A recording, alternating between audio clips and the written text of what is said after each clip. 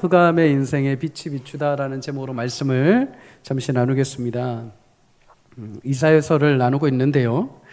이사야서의 특징 중에 하나는 빛으로 이 땅에 오신 예수님에 대한 예언이 많이 담겨 있다는 거죠. 이사야 7장 14절을 한번 볼까요? 함께 읽습니다. 시작. 그러므로 주께서 친히 징조를 너희에게 주실 것이라. 보라, 처녀가 잉태하여 아들을 낳을 것이요 그의 이름을 임마누엘이라 하리라. 아멘. 임마누엘, 하나님이 너희와 함께 하신다. 하나님이 우리와 함께 하시는데 그의 아들 예수님을 이 땅에 보내주심으로 우리와 함께 하신다. 처녀가 잉태하여 아들을 낳는다는 것은 동정녀 마리아의 몸을 통해서 이 땅에 예수님 태어나신다는 것을 예언해 주신 것이죠. 마태복음 1장 23절에 보면 예수님의 육신의 아버지인 요셉에게 천사가 와서 예언을 할 때, 예수님에 대한 예언을 할 때 이사야의 이 본문의 말씀을 가지고 예언을 해줍니다. 이사야 11장에도 보면 이새의 줄기에서 한 싹이 날 것이다 이렇게 말씀하십니다. 이새의 줄기라는 것은 다윗의 왕조이죠. 다윗의 혈통을 통하여서 줄기가 날 것이다. 싹이 나고 생명의 거룩한 빛이신 예수님이 태어나실 것이다. 이사야 42장에도 예수님을 여호와의 종이라고 소개하며 예수님을 예표합니다. 49장에도 열방의 빛이 되시는 종이라고 하면서 예수님을 예표하고 53장에도 고난받는 종, 61장 1절에도 온 세상에 가장 아름다운 소식으로 오시는 예수님으로 예언을 합니다. 고린도전서 2장 7절에 보면 예수님에 대한 이 소식은 영원전에 하나님이 미리 정해놓으신 아름다운 비밀입니다. 감추어진 비밀. 그런데 하나님이 이 비밀을 예수님이 태어나기 전 700년 전에 이사야 선지자에게 그 비밀을 알려주시고 예언하도록 만들어주신 거죠. 여러분, 비밀을 말할 때 아무에게나 말하지 않죠. 가장 내가 신뢰할 만하고 가장 내가 믿는 사람에게 나의 비밀을 이야기를 합니다. 창세기 28장에 보면은 소돔의 죄악으로 하나님이 심판하시는 장면이 나옵니다. 그런데 이때 하나님이 소돔을 심판하시기 전에 먼저 아브라함을 찾아가셨죠. 아브라함에게 소돔의 심판을 다 얘기를 하십니다. 심판하시기 전에. 왜 아브라함한테 얘기를 하셨는가? 야고보서 2장 23절, 이에 성경에 이른바 아브라함이 하나님을 믿으니 그것을 의로 여기셨다는 말씀이 이루어졌고 그는 하나님의 벗이라 칭함을 받았다. 하나님이 아브라함을 대할 때 친구처럼 대하셨습니다. 믿을 만한 친구. 그래서 하나님의 계획을 아브라함이 인간임에도 불구하고 그거를 다 알려주신 거죠. 미리 말을 다 해주신 것입니다. 이사야 역시 하나님의 비밀을 계시받을 정도로 친밀한 사이였습니다. 친밀한 사이. 심지어 이사야는 하나님 앞에 선지자로 사명을 감당하는데 선지자들 중에 오랜 시간 사역을 한 사람 중에 한 사람이죠. 이사야 1장 1절에 보면은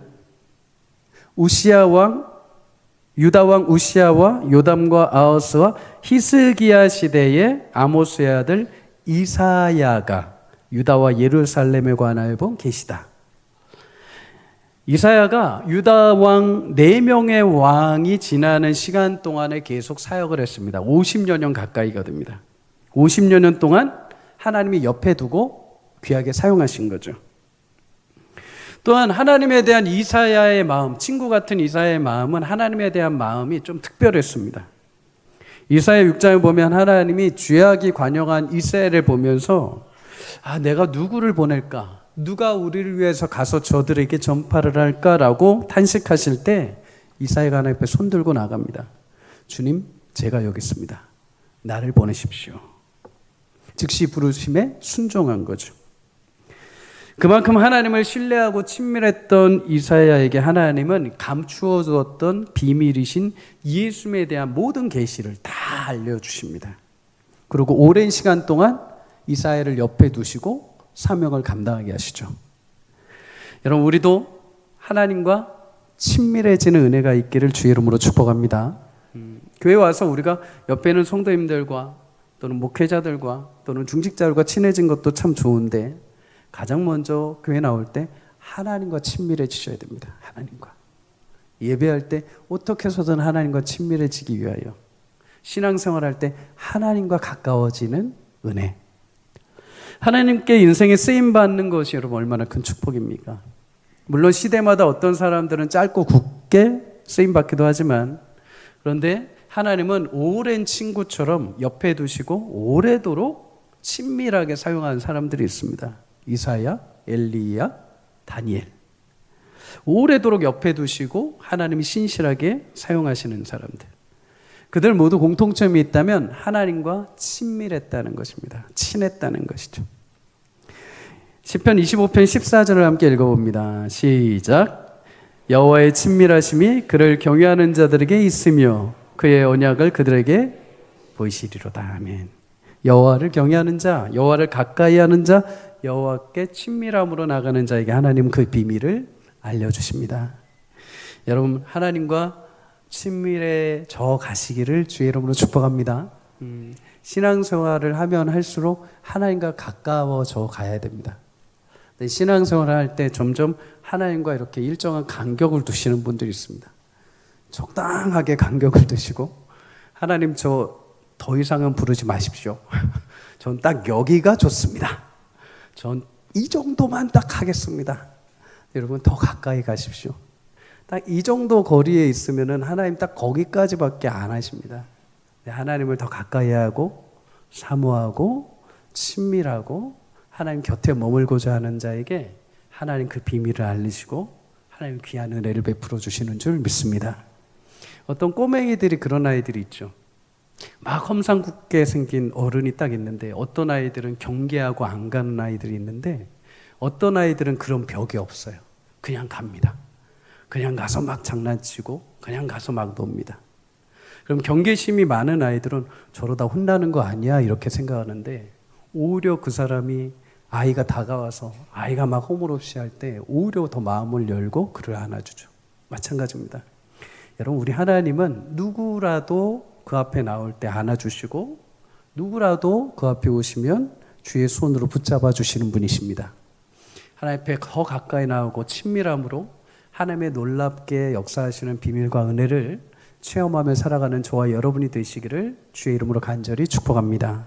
그런 성도님들 하나님 오래오래 이 땅에 곁에 두시고 귀하게 사용하시는 축복이 있기를 주의 이름으로 소망합니다. 여러분, 하나님은 이사야에게 유다를 향해서 이제 새로운 계시를 보여주십니다. 1절과 2절을 다시 한번 읽습니다. 시작. 전에 고통받던 자들에게는 흑암이 없으리로다. 옛적에는 여호와께서 스불론 땅과 납달리 땅이 멸시를 당하게 하셨더니 후에는 해변길과 요단 저쪽 이방의 갈릴리를 영화롭게 하셨느니라. 흑암에 행하던 백성이 큰 빛을 보고 사망의 그늘진 땅에 거주하던 자에게 빛이 비치도다. 아멘. 고통의 시간은 마치 어둠이 짙게 깔린 시간과 같습니다. 깊은 터널을 통과하는 기분이죠. 유다라는 나라에게도 그런 시간이 있었습니다. 솔로몬 이후에 이스라엘이 북이스라엘과 남유다로 나뉘게 되죠. 북이스라엘은 아람군과 연합해서 남유다를 공격해 옵니다. 이때 남유다의 왕은 20세의 왕위에 오른 아하스라는 왕이었습니다. 열왕기하 16장에 보면 이 아하스가 하나님 앞에 정직하게 행하지 않고 죄를 범하고 우상 숭배 행위를 하는 것을 보게 됩니다. 심지어 이방 민족의 우상을 섬기는 죄악, 아이들을 인신 제사로 드리는 것까지도 행하게 됩니다. 유다는 이렇게 외부적으로 북이스라엘과 아람의 공격, 내부적으로는 영적인 어둠까지도 찾아왔습니다. 위기죠. 여러분, 이런 위기 속에 유다라는 나라는 자신들의 주인이신 하나님을 찾아야 했습니다. 그런데 하나님이 아니라 다른 패권을 가진 나라 아수르에게 이들이 손을 뻗습니다. 유다 왕 아하스가 당시에 성전에 있던 모든 은금을 뽑아가지고 아수르 왕 디글랏 빌레셀에게 가서 머리를 쪼아릅니다. 그리고 모든 은금을 다 바치고 우리 유다를 지켜달라고 요청을 하죠. 심지어 아수르 왕을 딱 만나 뵈러 아수르의 수도인 다메섹을 찾아갑니다. 다메섹에 가서 왕을 만나고 돌아올 때 다메섹에 있는 다메섹이 섬기는 신전을 보게 됩니다. 그 신전을 보고 유다 왕 아하스가 감탄을 합니다. 그래서 유다에 돌아와서 어떻게 하는가? 그 신전을 우리 똑같이 짓게 하자. 그런데 문제는 지금 사방이 적이고 내부적으로도 물자가 부족한 상황이죠. 근데 다메섹의 그 신전이 얼마나 화려했습니까? 그 신전을 지으려면 물질이 필요한데, 그래서 방법을 생각한 게 뭐냐? 여호와의 성전에 있는 모든 기물들을 다 뜯어다가 우상의 신전을 만듭니다.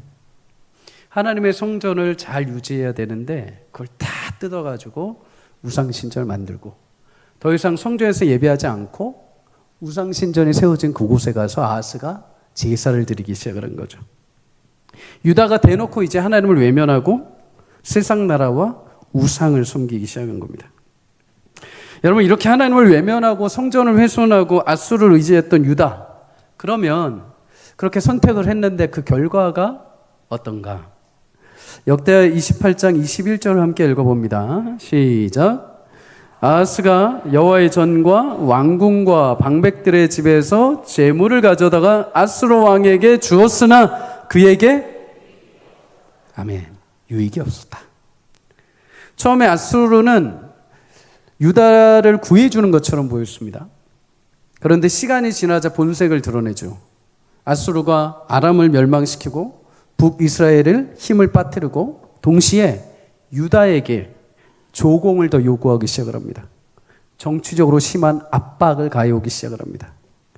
이것을 이사야 선지자도 사실은 예언을 했습니다. 이사야 8장 7절에 보면 그러므로 주 내가 용용하여 창이란 큰 하수 곧 아수르 왕과 그의 모든 위력으로 그들을 유다를 덮을 것이다. 안전할 것이라고 여겼던 세상 나라 아수르가 오히려 부메랑이 돼서 돌아오게 된 거죠. 여러분, 사람 의지하는 것처럼 어리석은 일은 없습니다. 그래서 이사야 2장 22절은 말씀합니다. 너희는 인생을 의지하지 말라. 그의 호흡은 코에 있으나 새말 가치가 어디 있겠냐. 사람이 나쁘다는 것이 아닙니다. 사람은 다른 사람을 구원할 능력이 없다는 것입니다.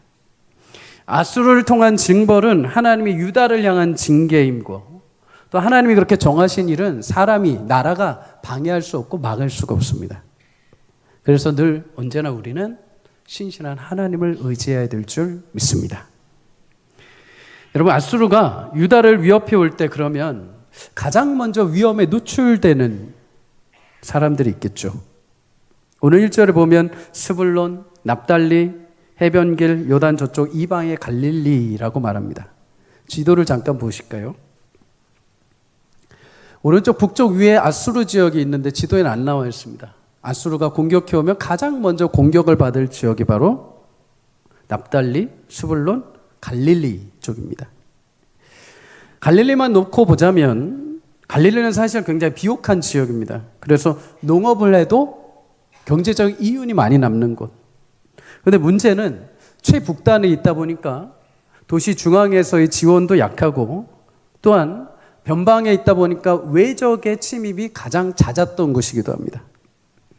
열왕기하 15장 29절을 보면 아수르 왕이 유다를 침범했을 때 가장 먼저 북쪽에 있는 납달리와 갈릴리를 점령을 합니다. 그리고 갈릴리에 살던 노예 사람들을 노예로 이끌어가고, 또 반대로 외부에 있던 사람들을 갈릴리에 이주시켜서 혼합시켜 버립니다. 그래서 같은 유다 민족인데도 불구하고 같은 유다 사람들조차도 갈릴리를 향해서 이방의 갈릴리라고 말합니다. 사람들이 섞인 갈릴리, 오리지널이 아니라, 우리 유다 전통 혈통이 아니라 저 사람들은 이방의 피가 섞여 있고 우리와는 다른 나라, 다른 민족이 되어버렸다, 이렇게 손가락질을 하는 지역이 되어버린 거죠. 요한복음 7장 52절에도 이렇게 말씀을 합니다. 갈릴리에서는 선지자가 나지 못하느니라. 갈릴리 나사렛 출신이신 예수님에 대해서 대제사장과 바리새인들이 반대하면서 한 말입니다. 도대체 저 갈릴리에서 무슨 선한 것이 날 수 있고 어떻게 저 천한 갈릴리에서 선지자가 나올 수 있느냐? 말도 안 된다. 그만큼 갈릴리는 유다에서도 천대받는 지역. 그런데 하나님께서 유다 전역을 희망의 빛으로 비춰주시는데 그 빛을 오늘 본문에 가장 먼저 어디를 향해서 비춰주시느냐? 갈릴리를 향해 비추신다고 하십니다. 유다의 중심인 예루살렘 도시 한복판에 하나님이 빛을 비추시는 게 아니라 초라하고 멸시받은 갈릴리부터 먼저 빛을 비춰주신다. 가장 먼저 무너지고 가장 먼저 포로되고 가장 많은 멸시를 당하고 가장 약하고 가장 어두운 갈릴리, 그곳에 먼저 하나님이 빛을 비춰주시고 그곳을 영화롭게 해주시겠다라고 말씀하시죠. 여러분, 하나님의 이런 은혜를 우리는 예수님을 통해서 실제로 보게 됩니다. 요한복음 8장 12절에 보면 예수님은 자신이 세상에 온 빛이다라고 말씀하시죠. 오늘 백성들에게 비친 큰 빛은 물론 앗수르를 무너뜨리는 빛도 있지만 실제적인 빛은, 위대한 빛은 바로 이 땅의 구원의 빛으로 오신 예수님이십니다. 그런데 예수님이 실제로 공생의 사역을 어디에서 시작을 하시는가? 한복판, 도시 한복판 예루살렘이 아니라 가장 초라하고 가장 상처 많고 가장 사람들한테 손가락질 받는 어두운 갈릴리에서부터 사역을 시작을 하십니다. 마태복음 4장 13절에서 14절을 함께 읽습니다. 시작. 나사렛을 떠나 스불론과 납달리 지경 해변에 있는 가버나움에 가서 사시니 이는 선지자 이사야를 통하여 하신 말씀을 이루려 하심이라. 아멘. 나사렛, 가버나움 둘 다 갈릴리에 있는 동네입니다. 예수님이 갈릴리에서 많은 시간을 지내시고 갈릴리에서 처음 사역을 시작하시고 거기에서 가장 많은 사역을 감당하십니다. 이 말씀은 현실을 살아가는 우리에게 굉장히 큰 위로가 되죠. 우리는 대부분 중심 도시인 예루살렘이 되고 싶어 합니다. 화려하고 싶어 하죠. 실패하고 싶어 하지 않습니다. 그런데 웬걸요? 우리는 승리보다 실패에 더 익숙합니다. 예루살렘이 아니라 갈릴리와 같은 인생을 살 때가 우리는 훨씬 더 많습니다. 가장 많이 무너지고 가장 빨리 쓰러지고 가장 약하고 가장 초라한 게 우리죠. 그리고 그것을 우리는 창피해야 합니다. 그래서 숨기고 싶어 하죠. 그런데 여기에 신자의 함정이 있습니다. 여러분, 우리 신앙은 하나님에 대한 절대적인 의존성에 있습니다. 절대적인 의존성. 신자의 삶의 길목마다 승리하지 못하는 자신의 삶을 인정하고 하나님의 은혜를 구하는 것이 신자의 특권이요, 신자의 자랑이 되어야 됩니다. 성도는 실패가 없는 자가 아닙니다. 구원받아서 이제 뭐든지 내가 다 승승장구하는 자들이 아닙니다. 실패하고 갈릴레오 같은 인생이지만 그 가운데 찾아오신 예수님 앞에 실제적으로 나아가 고백하며 그의 은혜의 빛으로 나의 절망을 실패와 낙담으로 끝내는 것이 아니라 다시 하나님의 소망의 빛으로 발견하고 그 길에서 다시 돌아설 수 있는 것. 그것이 하나님이 우리 신자들에게만 주신 특권이고 영광인 것이죠. 실패의 현실을 절망으로 끝내는 게 아니라 하나님에 대한 소망으로 끌고 갈 수 있는 자들. 그래서 예수님은 화려한 예루살렘이 아니라 가장 초라하고 어두운 갈릴리를 먼저 찾아가셔서 거기서부터 생명의 빛을 비춰주셨습니다. 여러분, 베드로는 자신의 의지와 결정으로 끝까지 예수님을 따라가고 싶었던 자입니다. 우리도 그렇죠. 끝까지 우리 예수님 따라가고 싶고 흔들리지 않고 싶어 하죠. 근데 여러분, 죽음 앞에 섰을 때 베드로가 자신은 진심이었습니다. 예수님을 따라가고 싶은 게 진심이었습니다. 자신의 의지와 결단도 진짜였습니다. 그런데 죽음 앞에 서니까 그 진심이 안 되는 겁니다. 두려움 앞에 서니까 그게 안 되는 겁니다. 실패해버리는 것입니다. 아마 예수님의 십자가에 돌아가시고 난 이후에 가장 암흑기를 보낸 사람이 베드로일 것입니다. 고향 갈릴리 디베라 호수에 돌아왔지만 그물질을 다시 하긴 하지만 그의 인생에 들어오진 실패, 낙담, 자책감, 그게 그를 하염없이 눌렀을 것입니다. 부활하신 주님이 그래서 특별히 요한복음 21장에 예수님께서 부활하신 주님이 베드로를 찾아가시는 내용이 담겨 있습니다. 여러분, 그거 아십니까? 원래 요한복음은 20장까지가 마무리가 됩니다. 모든 내용이 다 20장까지 끝낼 수 있습니다. 근데 21장을 마치 프롤로그, 부록처럼 넣어주셨습니다. 부록처럼. 왜 넣어주셨을까요? 거기에 그 내용이 담겨 있거든요. 갈릴리, 초라한 갈릴리로 다시 돌아온 베드로. 근데 갈릴리의 초라함보다 더 초라해져 버린 베드로, 실패와 낙담 가운데 비참하게 여겨져 있는 인생을 부활하신 영광의 주님이 거기까지 찾아가십니다. 거기까지 찾아가셔서 밤새도록 수고했는데도 아무것도 얻지 못한 베드로 앞에 쓰셔서 다시 그에게 사명을 주시고 그를 새롭게 빛으로 비춰주셨습니다. 여러분, 나의 자신과 나의 의지마저도 무너진 갈릴리와 같은 현실에 마주한 성도님들이 계시다면 오늘 주님이 거기까지 찾아가셔서 여러분 삶의 생명의 빛을 비추시고 다시 새롭게 하시는 은혜를 주실 줄 믿습니다. 여러분, 물은 가장 높은 곳에서 낮은 곳으로 향하게 되어 있습니다.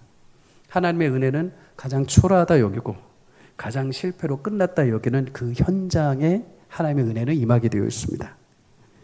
여러분의 인생의 쓰라린 시간을 하나님은 반드시 어둠을 거치시고 기쁨의 날로 바꿔주시는 은혜를 베풀어 주실 것입니다.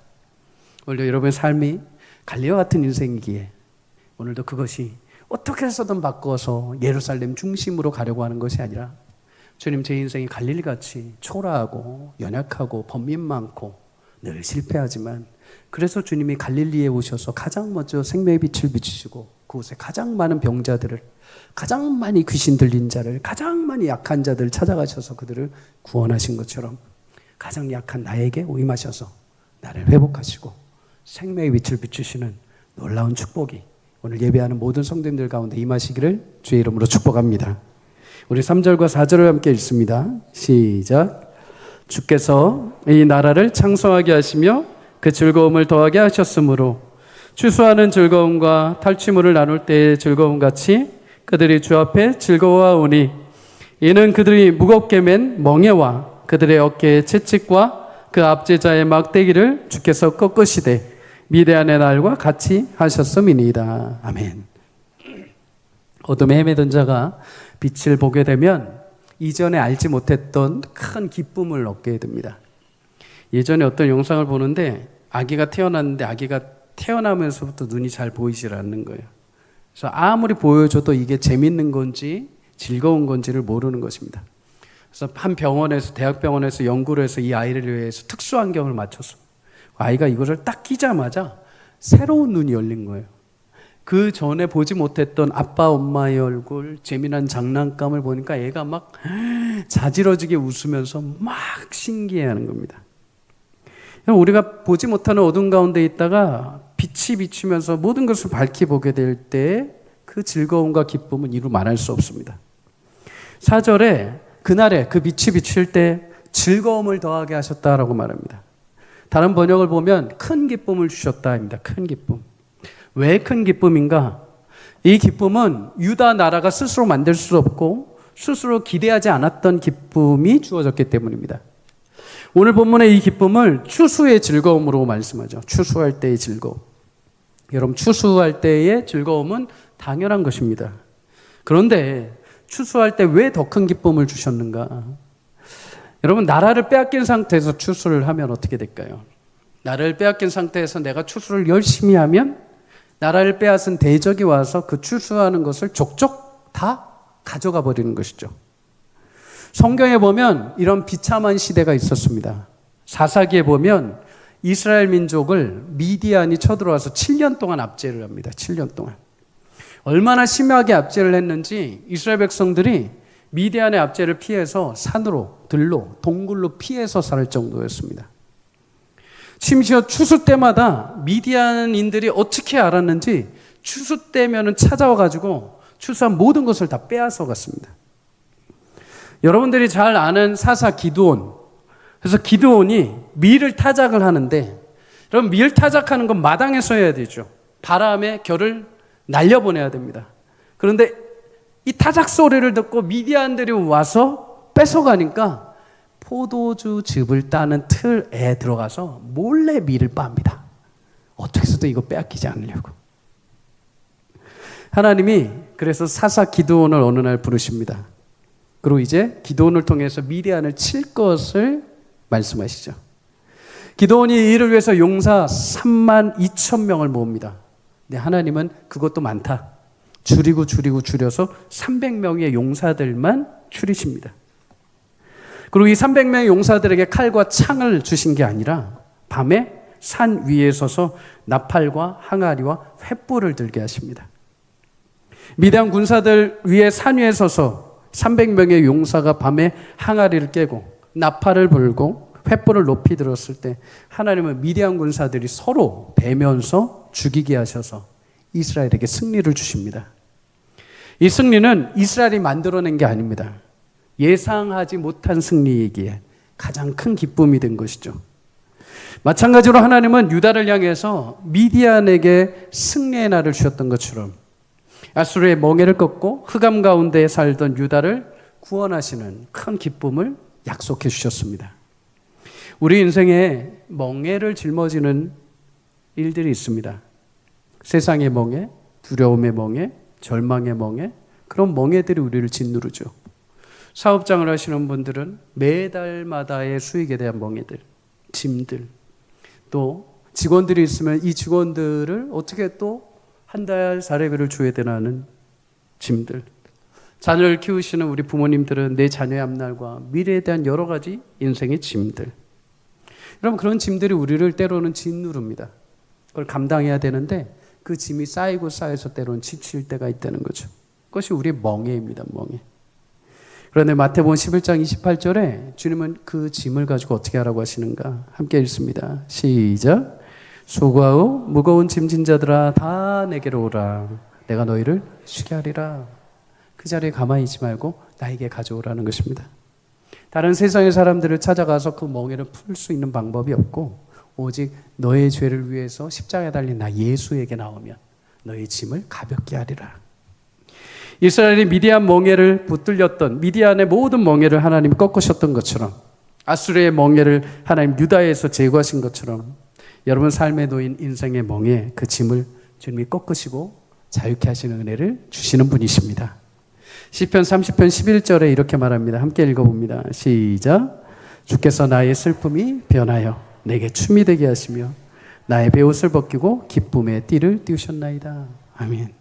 사랑하는 여러분, 하나님은 어둠에 있는 주의 자녀들 새로운 아침을 열어주시고 큰 기쁨을 맞이하게 하십니다.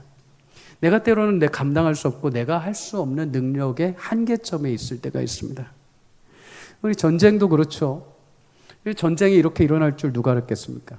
특별히 해상사업, 해운사업을 하시는 분들은 호르무즈가 막혀가지고 이거는 내가 할 수 있는 일이 아닙니다. 열리지가 않습니다. 내 힘으로는 안 됩니다. 하나님이 하셔야죠.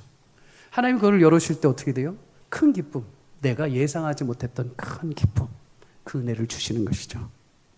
사랑하는 여러분, 여러분의 인생에 멍에가 있으십니까? 짐이 있으십니까? 그 짐을 주님 앞에 가지고 나오기를 주의 이름으로 축복합니다.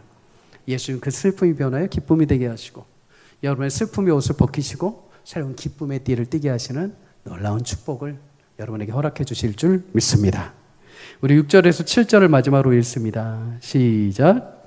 이는 한 아기가 우리에게 낳고 그의 어깨에는 정사를 메었고 그의 이름은 기묘자라 모사라 전능하신 하나님이라 영존하시는 아버지라 평강의 왕이라 할 것임이라. 그 정사와 평강의 도함이 무궁하며 또 다윗의 왕자와 그의 나라에 군림하여 그 나라를 굳게 세우고 지금 이후로 영원히 정의와 공의로 그것을 보존하실 것이라. 만군의 여호와 열심히 이를 이루시리라. 아멘. 하나님은 단순히 유다 앞에 들어진 아수르의 멍에만 꺾으신 게 아닙니다. 인생에는 여러분 더 큰 멍에가 있죠. 하나님과 우리 사이를 갈라놓는 죄의 멍에가 있습니다. 아무리 현실의 문제가 해결이 되고 어려움들이 사라진다 하더라도 우리에게 들어진 죄와 사망의 멍에는 해결할 수 없습니다. 우리가 사단의 유혹과 시험 앞에 누구도 그것을 자신 있게 해결할 수 있는 힘이 없습니다. 여러분, 예수님은 우리를 위해서 더 큰 멍에인 이 죄의 멍에를 꺾으시고 온전히 자유하시기 위해 이 땅에 새로운 우리의 왕으로 오셨습니다. 세상의 예전의 왕들은 아무리 노력해도 실패하고 무너지고 주님을 돌아섰지만 새롭게 오신 왕이신 예수님은 끝까지 승리하시고 영원까지 우리를 지키시는 분이십니다. 예수님이 이 세상의 왕이 아니라 이 세상의 왕뿐만 아니라 온 우주를 다스리는 권세와 영광을 가셨다. 하늘의 지혜를 가지신 분이요 전능하신 분이요 영원한 우리 아버지요 평강의 왕이라고 하십니다. 왕으로 임하신 예수님 영원하시다고 하죠. 영원하다는 것은 예수님의 나라가 결코 무너지지 않는다는 것입니다. 그 위대한 나라를 만드시고 다스리고 역사하시는 일을 완성하시는데 누가 하시는가? 하나님의 열심으로 하나님이 하신다. 여러분, 여기서 열심의 원어적인 의미는 질투하다라는 것입니다. 불타오르다.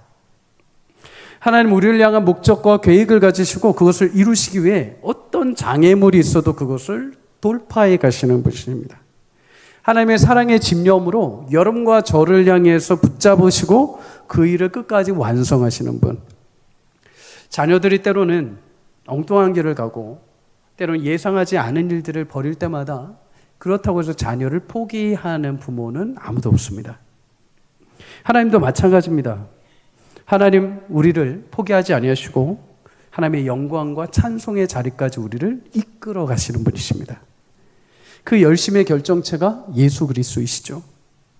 다 포기해도, 다른 사람은 다 포기해도, 세상은 너를 포기해도 나는 포기하지 않겠다는 것입니다.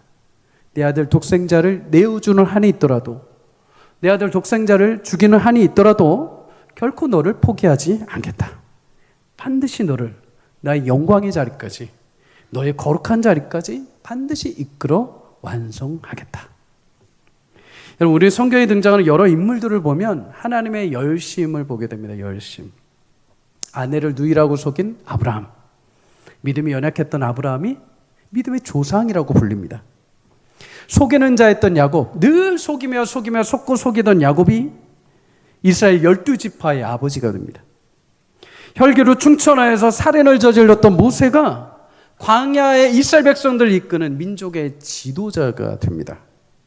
그 인생들을 하나하나 다 들여다보면 그들의 위대함이 아니라 그들의 연약함, 그들의 실패, 그들의 무능함 속에서도 그들을 택하시고 끌어가시겠다고 하신 하나님의 열심이 그들을 온전한 자리까지 인도해 가시는 것을 보게 됩니다. 사랑하는 여러분, 똑같은 도구를 사용한다 하더라도 동일한 작품을 만들어내는 것이 아닙니다. 도구가 누구의 손에 붙들리느냐에 따라서 작품이 달라지게 되어 있습니다. 제가 만약 미술을 하고 그림을 그린다. 그런데 진짜 화가들이 그리는 그림에 비교했을 땐 어린아이와 같은 수준의 그림이 불과하죠. 여러분, 하나님께도 마찬가지입니다. 사람의 인생은 하나님 손에 붙들릴 때 하나님께서 그 귀한 인생 하나님의 거룩한 작품으로 만들어 가실 줄 믿습니다. 하나님은 자신의 미래, 우상, 이방 나라에게 맡겼던 유다를 포기하지 않으십니다. 끝까지 그들을 붙드시고 하나님의 거룩한 작품으로 만들어 가시기 위해서 나의 열심으로, 나의 마음으로, 나의 뜻으로 최선을 다해서 너를 이끌어 가겠다. 마찬가지로 여러분, 우리의 삶을 하나님 포기하지 않으시고 하나님의 위대한 작품으로 만들어 가실 줄 믿습니다. 상처나고 모나고 부족하고 때로는 갈릴리오 같은 인생일지라도 하나님의 열심이 여러분들을 이끌어 가실 것입니다. 여러분들을 끝까지 낙심 가운데서도 소망으로, 슬픔 속에서도 기쁨으로 이끌어 가실 하나님을 바라보며 한 주 동안에도 영원한 빛이신 주님을 따라 믿음의 길을 걸어가는 저와 여러분이 되시기를 주의 이름으로 간절히 축복합니다.